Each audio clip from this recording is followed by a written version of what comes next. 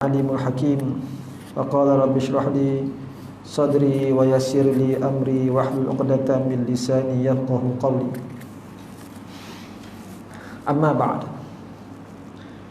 Berbahagia barisan AJK pegawai, saudara al-ikhwan,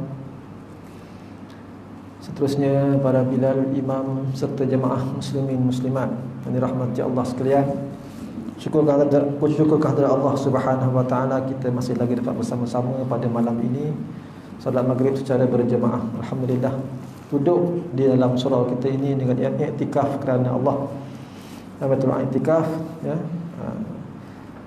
fi hadzal masjid lillahi taala. Alhamdulillah. Baiklah, saya kebiasaannya memang ya akan bagi tahu dululah ya, bahawasanya yang afdalnya ya untuk menjadi imam dalam sesebuah surau atau masjid ya, iaitu imam-imam yang dilantiklah. Itu yang lebih afdal sebenarnya ya, daripada datang sesiapa sahaja sekalipun yang menyampaikan kuliah ataupun siapa sajalah ya, dia hafiz ke apa sebagainya pun ya, yang afdalnya ialah imam ya, itu yang lebih afdal. Segi keafdalan lah, segi afdalnya. Baik. Sebab tu saya kalau boleh mengelak, saya nak gelak ya, sebab yang afdalnya imam setempat. Baik, muslimin muslimat yang dirahmati Allah sekalian. Suara macam tak ada lah hari ni, hilang suara.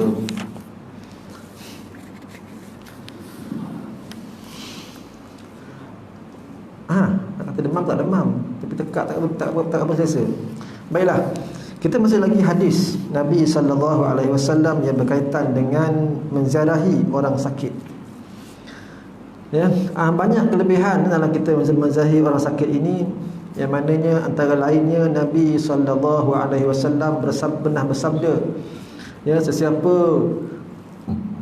ya daripada orang Islam ya, yang menziarahi orang sakit ya, akan muslim ya, baginya melainkan ya, minta ampun atasnya 70,000 malaikat hingga petang. Dan jika ziarah akan petang orang sakit, maka akan minta ampun atasnya 70,000 malaikat hingga ke pagi. Dan adalah baginya kebun-kebun dalam syurga. Itu antara hadis Nabi, hadis Hasan Gharib riwayat Imam At-Tirmidzi rahimahullah. Kerana kitab Bahrul Mazi ini antara kelebihan ya dalam menziarahi orang sakit. Kita dah tengok ya adab-adab ziarah orang sakit.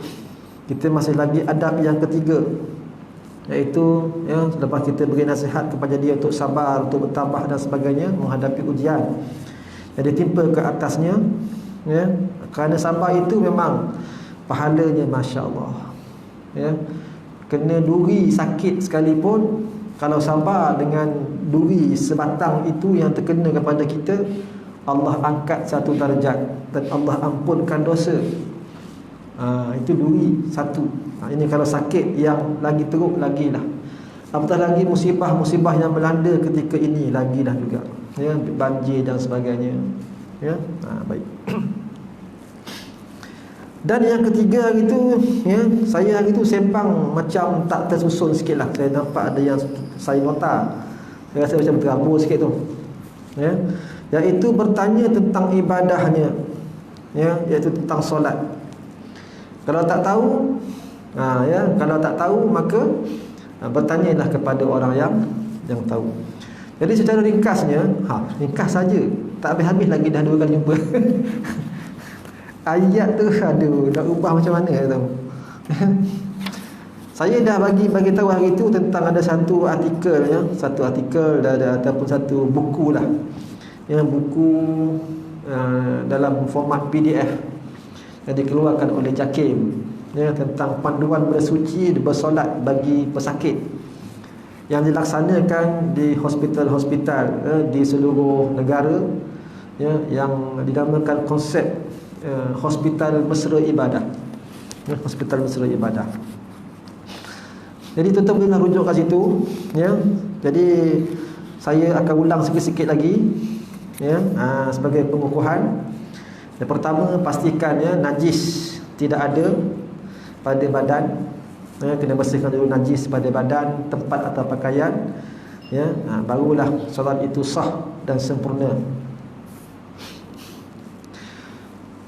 Menurut mazhab Syafi'i, pesakit yang tidak mampu menghilangkan najis pada tubuh badan wajib menunaikan solat sekalipun bersama najis tersebut sebagai menghormati waktu. Namun solat itu perlu diulang setelah sembuh. Sekiranya dah cuba menghilangkan najis, tak dapat juga hilang, memang ada lekat juga najis dan sebagainya, maka tetap kena solat. Dipanggil solat hormat waktu. Ya, kerana syarat sah di sini tidak dapat dilaksanakan, iaitu tidak ada najis pada badan. Ya.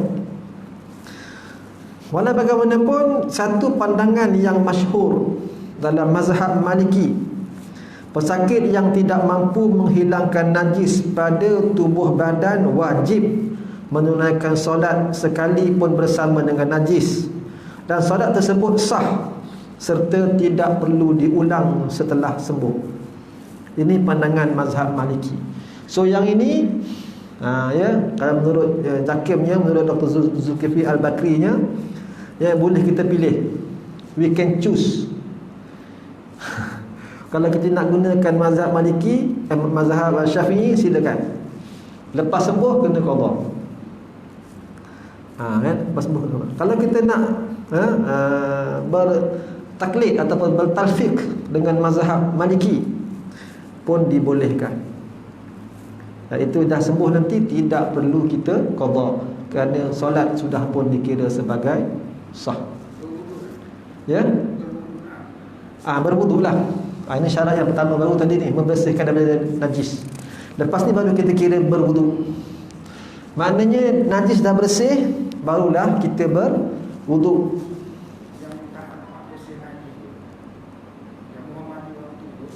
Kena berwuduk macam biasa. Berwuduk juga. Berwuduk juga. Ya. Setakat yang mana mampu kita cubalah usahakan untuk sempurna solat kita tersebut. Dan kalau kita ambil pandangan mazhab Maliki, tak payah qada lagi dah. Ya. Jadi ini terpulang pada individu lah. Kalau masih lagi nak stick kepada mazhab Syafi'i, tak ada masalah. Kita mazhab Syafi'i kan. Tapi kalau nak berpindah, boleh. Bukan berpindah, ambil pandangan. Ya, bertalfiq, ambil pandangan daripada mazhab Maliki juga dibenarkan.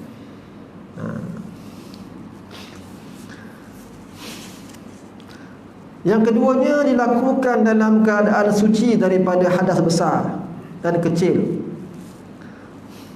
Ya, pesakit yang tak mampu bersuci daripada hadas besar maupun hadas kecil wajib menunaikan solat pada waktunya sebagai menghormati waktu, tetapi perlu diulang kembali setelah sembuh menurut mazhab Syafi'i.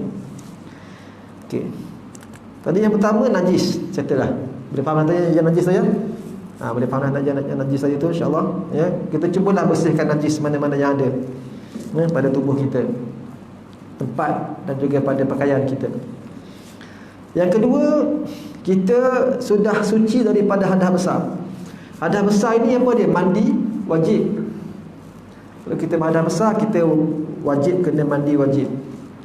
Anda kata tak boleh mandi wajib, maka kita bertayammum untuk mengharuskan solat. Ya, tak boleh mandi wajib, kita bertayammum untuk mengharuskan solat. So kita boleh solat macam biasa, tidak perlu qada. Masuk waktu tayammum, sebab kita tak boleh nak kena air. Ya, masuk waktu tayammum, kita solatlah. Ya, dalam waktu itu untuk satu fardu. Dan boleh beberapa banyak solat-solat sunat yang lain. Ini pandangan mazhab Syafi'i kita. Ya. Tetapi kena ingat, lepas kita dah boleh kena air, kita tetap kena mandi wajib. Untuk mengangkat hadas besar. Jangan pula aku dah tayamum, tak payah mandi wajib lagi dah. Bukan. Tayamum itu hanya untuk mengharuskan solat ketika itu. Mengharuskan solat ketika itu sahaja. Bila kita dah boleh kena air, maka kita wajib kena mandi wajib juga. Jangan salah faham ya. Sebab tayamum itu bukannya mengangkat hadas besar, bukan. Nak angkat hadas besar, nak tak nak tetap dengan air.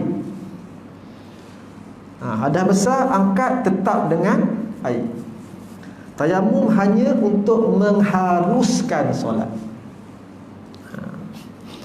Kemudian hadas kecil, ambil wudu.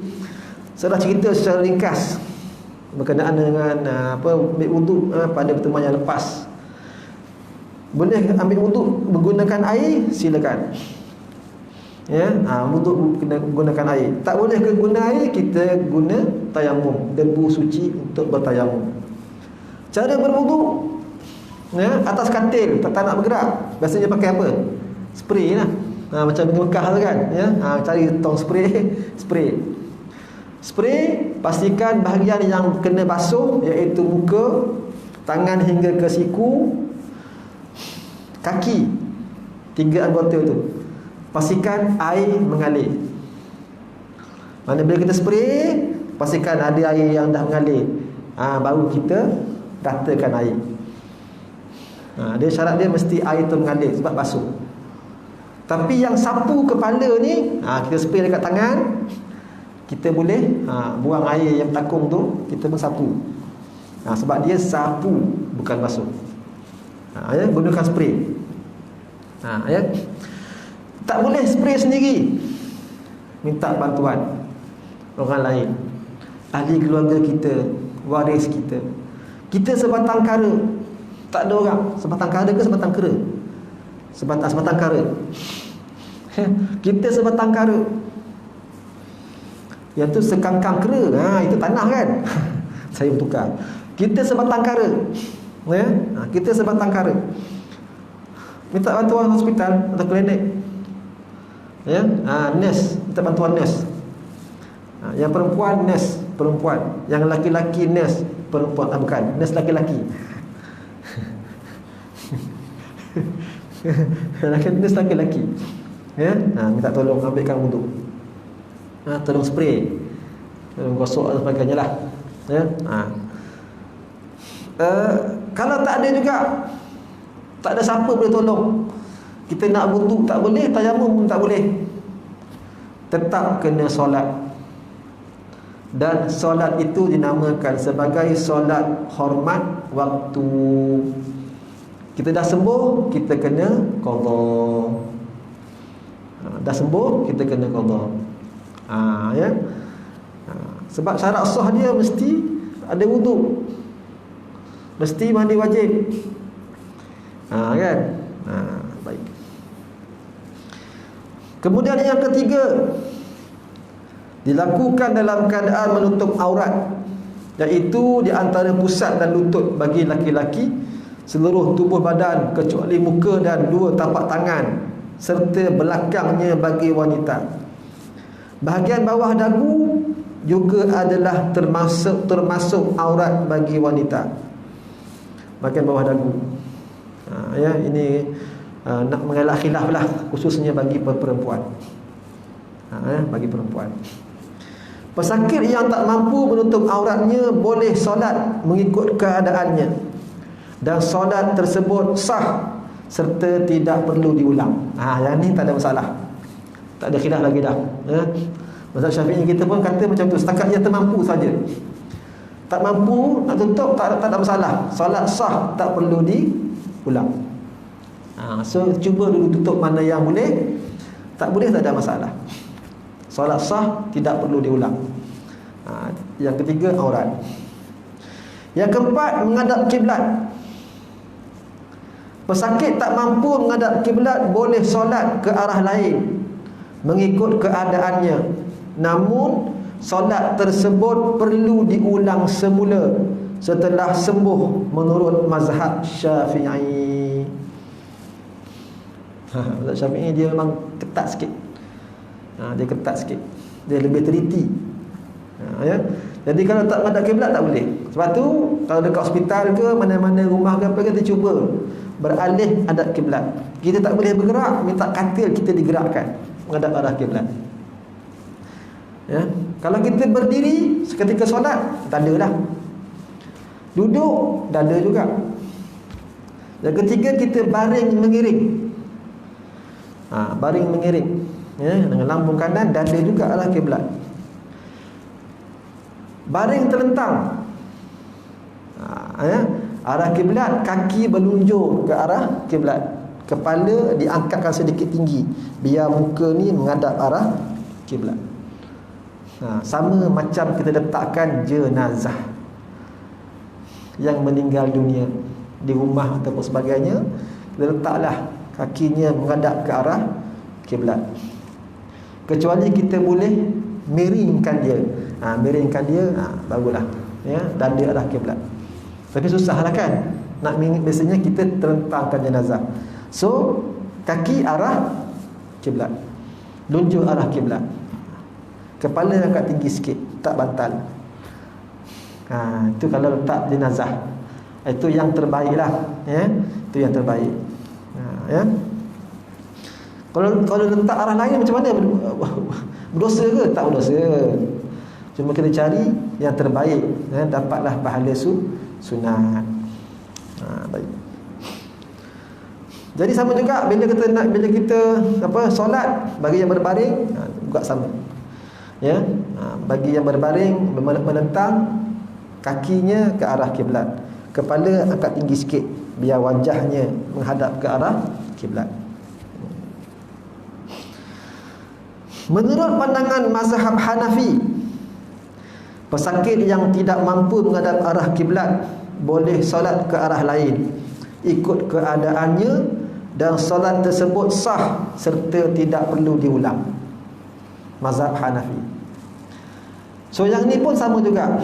Sebab tu Jakim keluarkan buku ringkas, buku kecil ni. Ya. Supaya apa? Memudahkanlah. Ya, memudahkanlah. Ya, so terpulanglah ya. Kalau kita rasa kita nak straight Syafi'i, boleh follow Imam Syafi'i. Straight mazhab Syafi'i. Kalau kita nak bukan bertukar mazhab je, bukan, tapi bertalfiq, mengambil pendapat mazhab lain untuk sedikit keringanan dalam melakukan ibadah. Dia ada rukhsah, maka boleh kita ambil dalam mazhab Hanafi. Jadi maknanya solat kita itu tidak perlu diulang, walaupun tidak menghadap ke arah kiblat. Ya. Dilakukan setelah masuk waktu. Settle. Dah masuk waktu, maka kalau luar waktu memang tak sah lah, ya. Habis tentang syarat-syarat sah solat tadi tu, ya. Maknanya ada dalam 5 syarat tadi tu.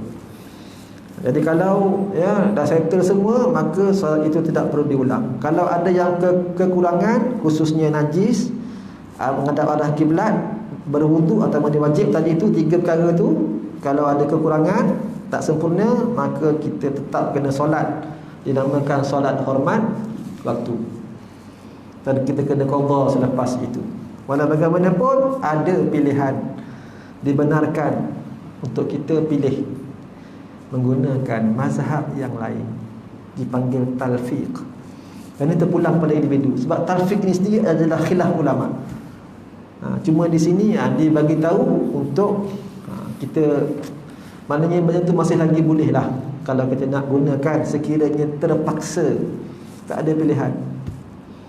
Ya, kita pun tak tahu bila kita sembuh ke apa kan. Ya, mudah-mudahan solat kita itu diterima oleh Allah Subhanahu wa taala. Itu dia. Yes, kena yakin. Terima kasih Haji. Kena yakin. Ya, kena yakin.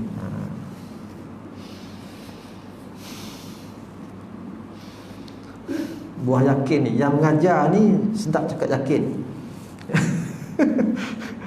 Yang belajar pun tak yakin. Confused. Betul, guru tak yakin. Kalau kau yakin macam bismillah boleh berjalan atas air. Anak murid yakin macam bismillah jalan atas air. Tu guru macam bismillah tenggelam dalam air. Sama ni. Bercakap yang sama. Dengan izin Allah. Baik.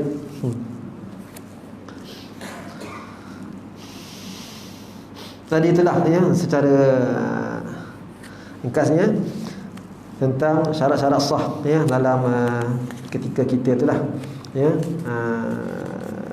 untuk solat fardu. Baik. Kemudian sekiranya bersuci itu kita mengambil wuduk hadas kecil itu, kita tidak boleh terkena air kerana berbalut dan sebagainya. Saya dah ceritakan pada pertemuan yang lepas. Berbalut tu kita boleh sapu sahaja. Tempat lain macam biasa, basuh macam biasa, ratakan air macam biasa. Tempat balut tu kita sapu sahaja dengan air. Tak boleh sapu, biarkan sahaja. Solat tidak perlu diqadha. Ini satu pilihan. Nak kekal kepada mazhab Syafi'i, teruskan. Iaitu tempat yang berbalut itu sekiranya dia adalah merupakan anggota wuduk, maka kita kena gantikan dengan tayamum.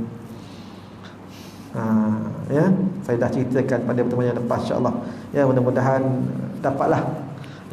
So rasanya yang tu tak perlu ulang dah. Kalau tidak ulang benda yang sama sahaja dalam masa yang dekat-dekat ini, okeylah. Kemudian solat. Solat kalau tidak boleh berdiri maka kita duduk. Tidak boleh duduk, kita baring mengiring. Tidak boleh baring mengiring, maka kita solatlah dalam keadaan baring melentang. Selagi kita ada akal waras, selagi itulah kita wajib menunaikan solat. Kita waras, akal kita boleh berfikir, kita wajib kena tunaikan solat walau bagaimana keadaan sekalipun. Kalau boleh berdiri, berdiri. Tepi katil ke, pergi ke surau ke apa ke kan, surau hospital dan sebagainya. Ataupun di rumah sekalipun. Tak boleh berdiri, duduk. Duduk. Duduk, ada duduk atas kursi boleh. Duduk bersela, duduk ada atas katil pun boleh. Ikut kemampuan lah. Ikut kemampuan. Duduk berlunjur pun boleh. Duduk berlunjur, kaki berlunjur ada arah kiblat. Boleh. Jadi ikut kemampuan. Kemudian kita rukuk dan sujud ikut kemampuan juga. Saya ambil satu contoh. Kita duduk di atas kerusi. Sebab tak boleh berdiri. Kalau kita mampu berdiri, kita berdiri dulu. Sama juga macam isu ketika yang duduk atas kursi semayang di surau masjid sebagainya. Kita mampu berdiri, berdiri sekejap. Masa angkat takbir tu, Allahu Akbar. Dah rasa pening nak tumbang, duduk. Kita mampu berdiri, kita berdiri sekejap. Lepas tu dah mampu dah rasa tumbang, kita duduk. Bila kalau sakit kita memang tak boleh nak berdiri dah, maka duduklah. Contoh duduk atas kursi. Saya juga sedikit saf. Bagi orang duduk ini, ukuran safnya, ukuran barisan safnya ialah punggungnya. Bagi orang berdiri, ukuran saf, samakan safnya itu dengan tumitnya. Tumit. Kan tengok tumit ataupun tengok bahu. Tumit atau bahu. Ini bagi yang berdiri. Bagi yang duduk, ukuran safnya ialah punggungnya, belakang punggung. Sebab tu kalau yang pakai kursi, yang duduk, maka eloknya kaki kursi belakang tu sama dengan kaki, sama dengan tumit orang lain yang berdiri.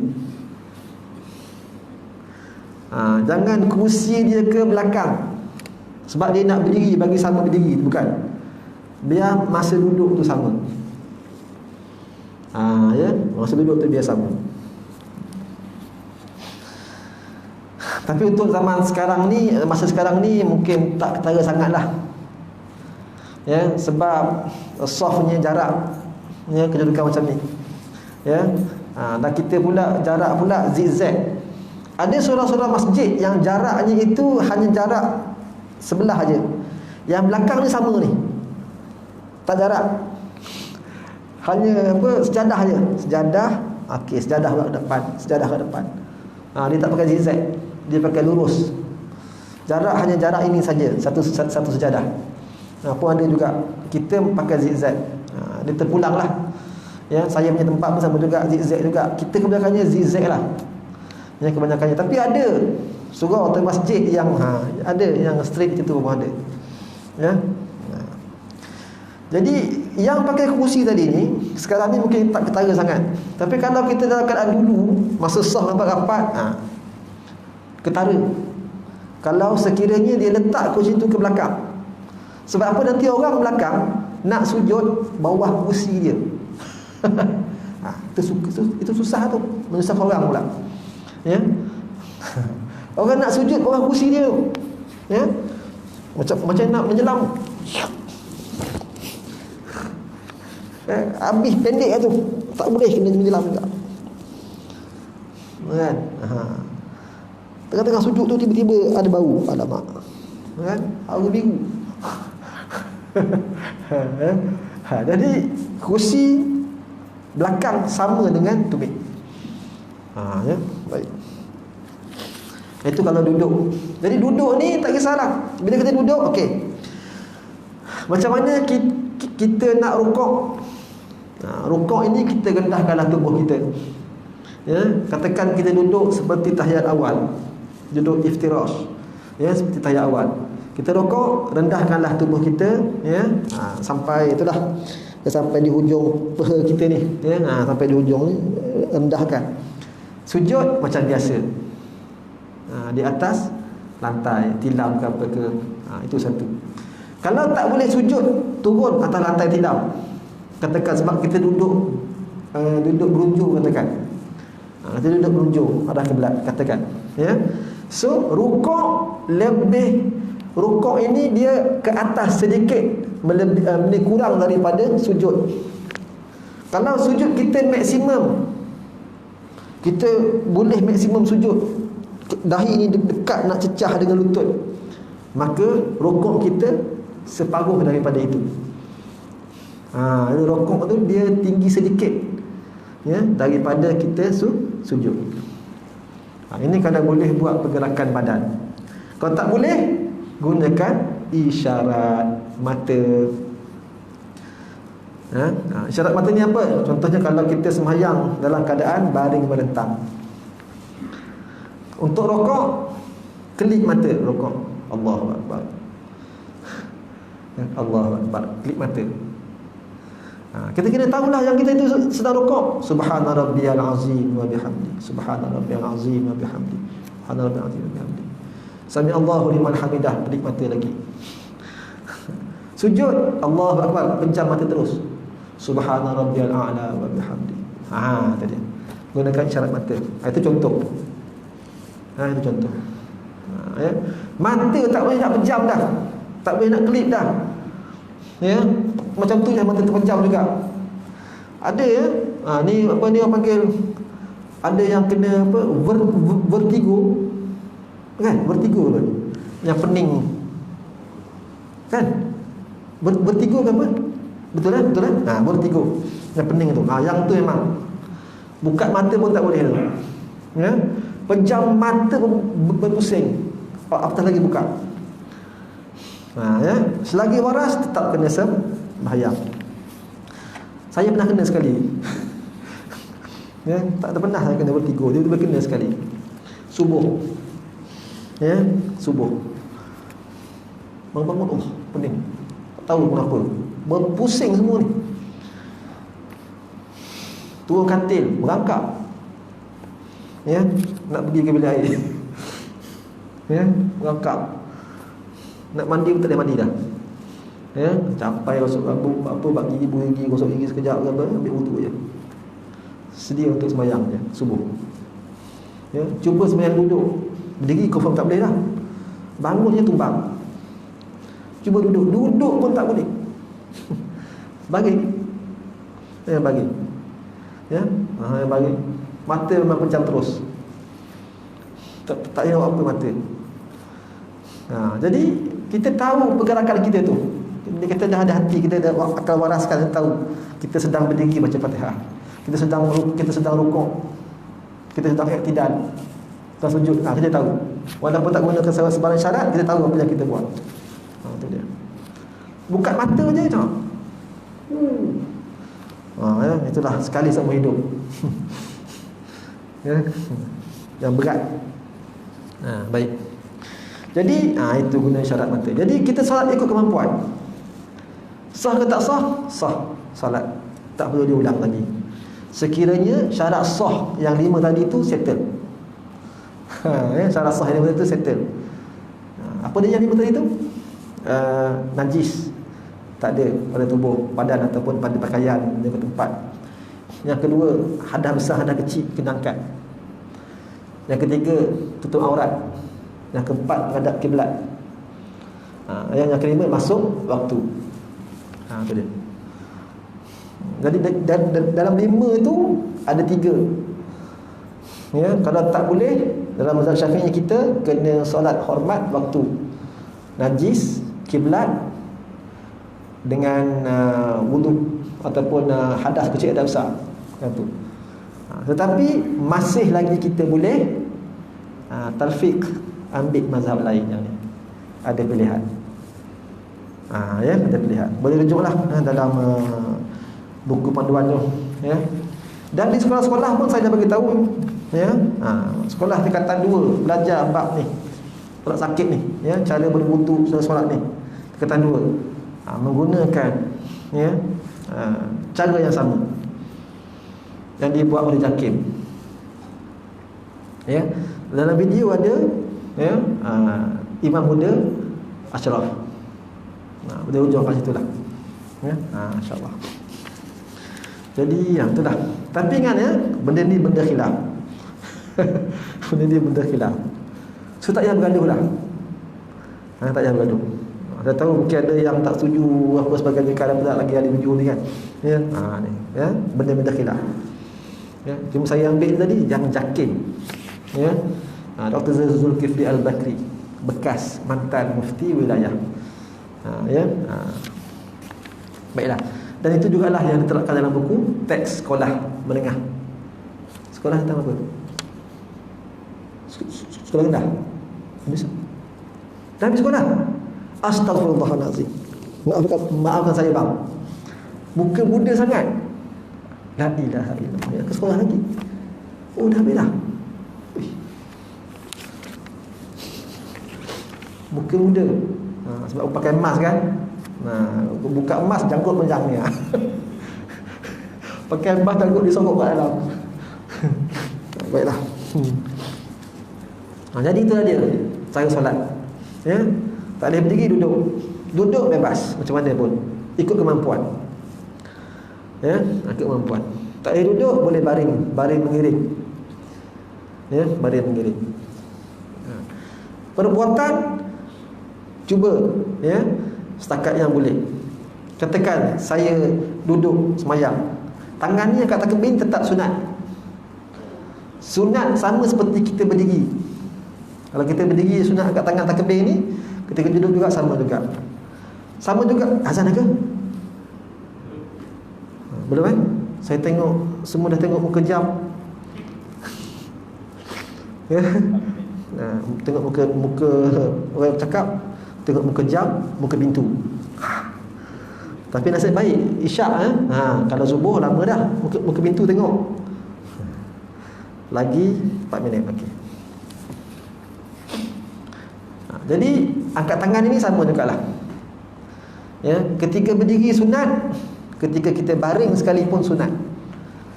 Bila position kita ketika itu ialah membaca berdiri atau berqiyam, baca Fatihah. Kita nak takbiratul ihram ketika berbaring sama juga. Kalau kita berangkat tangan, angkat tangan. Allahu akbar. Tangan letak di sini juga. Kalau tak boleh, takbir jelah. Allahu akbar. ya. Sebab ini sunat.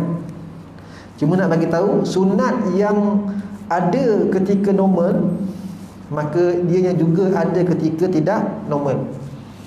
Jadi kalau berbaring pun, ya, ketika kita melakukan rukun qiyam tetap, ya, sama juga sunatnya angkat tangan. Rukuk angkat tangan. Contohlah, i'tidal angkat tangan.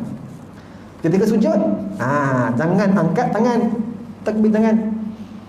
Sujud tak ada angkat tangan takbir, tak sunat. Ya, sujud Allahu Akbar. Salah. Hukumnya makruh. Ya.